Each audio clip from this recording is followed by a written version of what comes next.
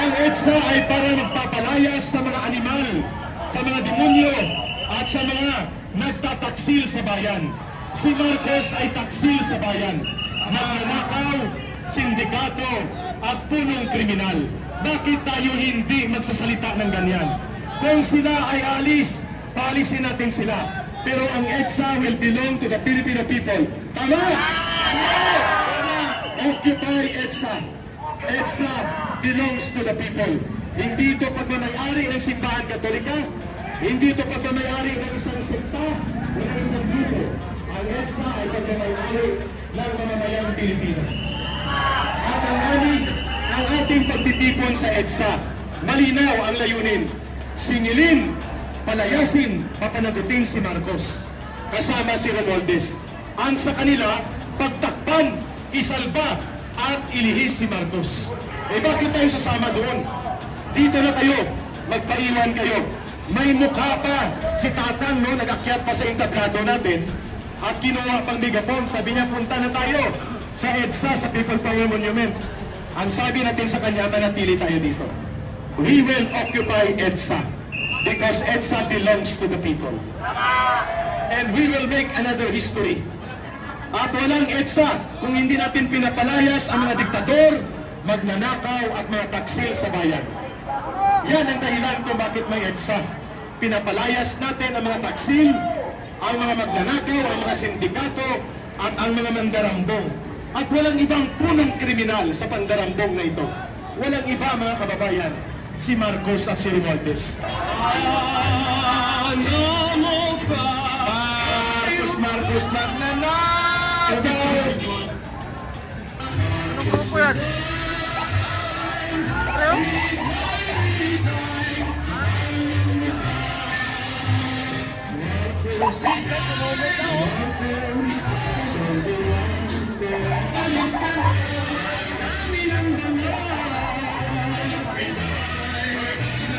Pare ito, mga pare. Wala po dyan na tayo sa mga pare.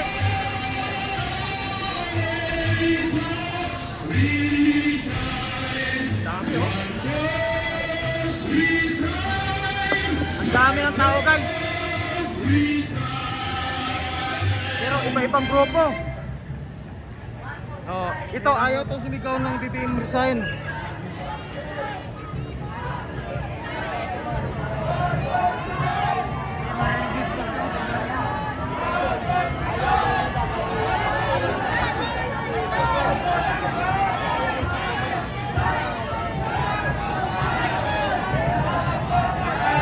Resign! Marcos resign! Yeah! Marcos resign! Dami, guys. Marcos resign! Marcos resign! Marcos resign! Marcos resign! Ay may ubaling nanakaw. Wala ng panahon hanggang sa kasalukuyan.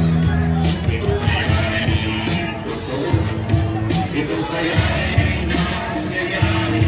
Ito kaya'y nangyayari noon. Nangyayari din kaya ngayon. Ito kaya'y nahirap na rin sa ating nakamahalan. Music ako na. Walang justisya kung hindi natin tutumpukin ang punong kriminal sa korupsyon na ito. Ang panunumpalik ng pandarambo at panguwarakot sa gobyerno, si Marcos ang punong kriminal. Masisimulan ang hustisya kapag pinalayas si Marcos. Panagutan ang EDSA ay para palayasin ang diktador at mga magnanakaw, para palayasin ang mga taksil sa bayan. Kami ay nananawagan, Marcos resign! Marcos resign! Marcos resign! Marcos resign! Marcos resign! Marcos resign! Marcos resign! Marcos resign! Marcos resign! Marcos resign! Marcos resign! Wala hustisya! Wala hustisya! Kung walang tumbok ang kriminal na nagpanumpalik ng korupsyon at pandarambong, si Marcos. Kaya bakit natin hindi siya ipanawagan na lumayas sa poder? ang pagtitipon sa EDSA. Shut up, asshole! Okay, okay. Kababayan, ang mga komunista ay dumaan at alam natin na ito ay kasapwat ni Marcos. Yes. Walang paninindigan kung walang paniningil. Ang paniningil ng taong bayan. Okay. Sige, bayan. Grupo yan, grupo. Grupo yan, grupo. Mga kababayan, isigaw ng taong bayan, Marcos resign! Marcos resign! Marcos resign! Marcos resign! Marcos resign! Marcos resign! Marcos resign! Marcos resign! Ang pagtitipon ang pagtitipon sa EDSA, pagpapatalsik sa diktador at pagnanakaw. So sino ang inyong tinututulan? Si Marcos ang kriminal at pasimuno ng pandarambong. Ang may pananagot ang kriminal na dapat palayasin sa poder.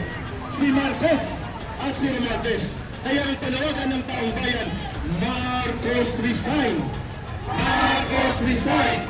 Marcos resign! Kalma! Kalma! Hindi na! Kalma ka na! Marcos resign! Marcos resign! Marcos resign! Ang inyong mga pagtitipon, walang katuturan kung hindi tayo maniningil sa tunay na kriminal. At ang tunay na kriminal si Marcos at si Romualdez. At ang solusyon, Marcos resign, mga kababayan. Marcos resign! Mga kababayan, ay panawagan ng taong bayan, Marcos resign! Marcos resign! Marcos resign! Marcos resign! Ang kriminal na may pananagutan sa korupsyon ay si Marcos. Ang EDSA ay para palayasin ang diktador at mga magnanakaw at mga taksil sa bayan. Yung Nexer Busa Fraternity sumusuporta. Okay, salamat. Marcos resign! Salamat, salamat. Okay? Sa mga kababayan na dumadaan, Ang panawagan po natin, mag-isip-isip na Marcos talaga ang resign! pinagpakan nyo ngayon. At atin pong ipanikaliwanag sa ating kababayan. Walang paninindigan kung walang paniningil. At ang paniningil ngayon ng taong bayan ay para papanagutin si Marcos at hindi para iligtas siya. Kaya ano yan? Marcos resign! Marcos resign!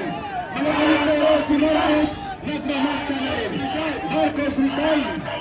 Marcos resign! Yan ang sigaw ng taong bayan.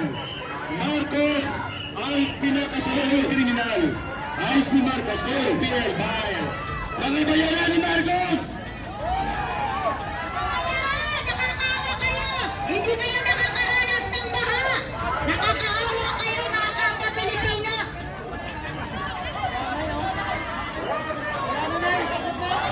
Marcos resign! Yan po ang dapat isigaw natin. Kung hindi po tayo sumisigaw ng Marcos resign, kakampi po tayo ni Marcos. Yun po ang matutulungan dyan. Pag-aarap po natin pag-resignin. Yung totoong sulot sa ating lipunan. Sigaw!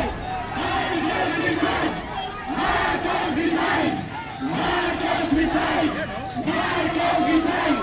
Marcos resign! Marcos resign! Marcos resign! Marcos resign! Marcos resign! Marcos resign! Marcos resign!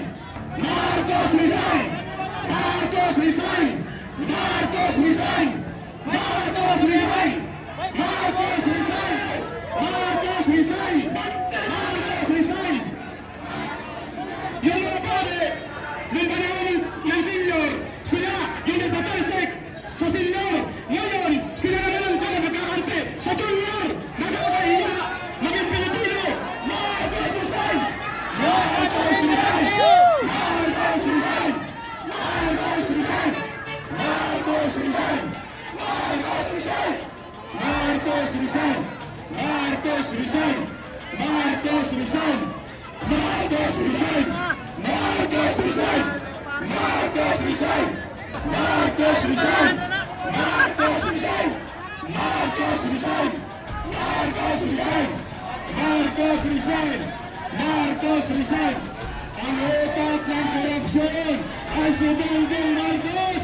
Isigaw natin ang panagutan kay Bongbong Marcos. Marcos resign! Marcos resign! Marcos resign! Marcos resign! Marcos resign! Marcos resign! Marcos resign! Marcos resign! Marcos resign! Marcos resign! Gayahin ni Marcos resign! Mga demonyo! Demonyo! Marcos resign! Ang tunay na nagpapahirap sa bayan mula noon hanggang ngayon ay ang apelyidong Marcos. Gumising na po kayo. Sama-sama po tayong nananagan. Wakasan na ang kahibangan, pangangarakot ng gobyernong Marcos. Ang isang solusyon ay Marcos resign! Marcos resign! Marcos resign! Marcos resign! Marcos resign! Marcos resign! Marcos resign! Mga kababayan, gumising na po tayong lahat. Ilaban po natin ang bansang Pilipinas. Laban sa totoong kriminal. Laban sa totoong magnanakaw. Magnanakaw sa ating bayan ay ang Marcos, ang Valdez, Saldico. Pinapako nila ang tawag. Marcos resign! Marcos resign! Marcos resign! Marcos resign! Marcos resign! Marcos resign! Marcos resign! Alam niyo mga kababayan, noong araw, sinasabi nila ang Marcos ay magnanakaw. Hindi ako naniniwala dahil hindi pa ako pinangpanganak noong presidente si Marcos Sr. Nang naging presidente, itong si Marcos Jr. Ngayon, naniniwala na ako na yung tatay pala ay nagmuna dito sa kanyang anak na magnanakaw. Lagbut ating ilihis ang tunay na ipinaglalaban ng taong bayan. Panagutin ang mga magnanakaw sa kaba ng bayan. Huwag po tayong magpataykot sa ibang mga grupo na hindi kayang sumigaw ng Marcos resign. Kailangan po natin magkapit-bisik, ipaglaban po natin ang mga mamamayang Pilipino na tunay pong ninakawan ng mga kawatan sa gobyerno, sa Kongreso, Martin Romualdez, Saldico at Bongbong Marcos. Alam po ninyo yan. Mula noon, pinatalsik po ninyo ang Marcos Sr. Bakit ngayon ay hindi po ninyo kayang patalsikin itong si Bongbong Marcos Jr. na saan tunay na may kasalanan sa nakawan sa gobyerno? 1.2 trillion pesos flood control projects, lahat po yan ay mga multo. Sino po ang magpakananan kundi ang Marcos government? Huwag po natin ilihis yung tunay na may kasalanan. Ang kasalanan po ay ang gobyernong Marcos. Ang may kasalanan po ay ang presidente ng Republika ng Pilipinas na ang tagal na pong panahon, almost 4 years, hinayaan po niya ang nakawan sa gobyerno. Huwag po tayong pumayag na hindi siya managot. Araw-araw po tayong kumakayod, araw-araw po tayo nagbabayad ng tax para lamang bahain, para lamang nakawin ng mga kawatan sa gobyerno. Gumising po tayo mga kababayan ko. Tumbugin na po natin kung sino po Guys, restroom break muna kayo sa. Tingin lang ako. ang tunay po ng kasalanan ay si Bongbong Marcos. Kaya sabay-sabay po tayong sumigaw. Marcos resign!